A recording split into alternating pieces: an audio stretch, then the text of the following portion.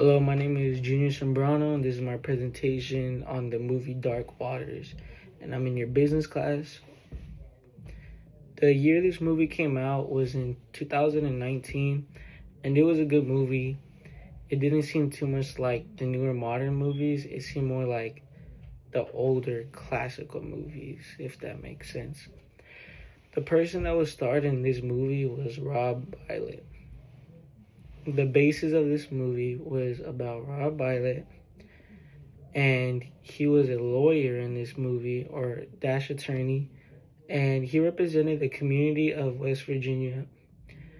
There was many deaths of people and animals that was caused by the biggest corporation, the biggest corporation there, and Rob Violet was trying to expose them for what they had done and bring them to justice.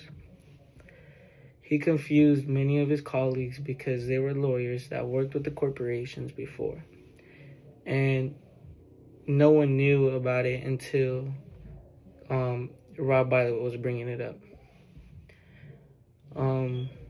Many people didn't agree with Rob Violet until they had seen proof and evidence on what was really happening. The trial went on for years, and the farmer who asked Rob Violet's help, he had passed away before the case had ended, and many more people had passed away before the case had ended. Kigger et al. Was represented by Harry Detzler and Rob Violet. He is the only reason there was a case. Kigger et al. Was the first person that sued DuPont because Kigger's brother had died at the age of 21 because his brother went in at 19 and he was in there for 2 years, and that's when he died after joining the DuPont Corporation. And DuPont is a really big company, a really big corporation. They made $1 billion each year, and it was all profit from Telfon. And also another thing is that they were represented by Edward Ellis. The plaintiff argued that the company had exceeded the amount of C8 in all of their water wells. The prosecution, Edward Wallace, states that they don't exceed their own limits. So C8 is it's a chemical that is really bad. And the prosecution, Edward Ellis, and then, sorry, I lost my spot. All right, somehow, last minute, the prosecution got a EPA official to regulate 150 parts to a billion as okay to drink, so people were drinking the water. He also wanted to prove how the C8 is connected to pregnancy defects and cancer that had happened throughout the whole community since before the case. He did have the evidence within DuPont's paperwork and the studies of deformalities. So they had tested rats and even tested on pregnant women that had worked for the company. One of the workers' kids was named Bucky Bailey. And because his mom worked with the Telfon, he had deformalities because the mom was getting chemicals into her system. DuPont knew the C8 was a toxin to the people, and they didn't care how it affected their everyday lives. The prosecution signed a contract stating that they would basically pay out all affected people in the community and future people that had been affected. They can sue. So anyone that has been affected when they were born, they were allowed to sue. If they were found all guilty breaking in any environment codes, the whole case would be dropped with no lawsuits or consequences ever. Then 20 years later of fighting and waiting for a call to verify, all the 300,535 people who had submitted blood samples to see who was affected with C8 that they have it in their system, and either born with deformalities or any type of cancer when they received the call that verified the C8 link to different cancers and um, uh,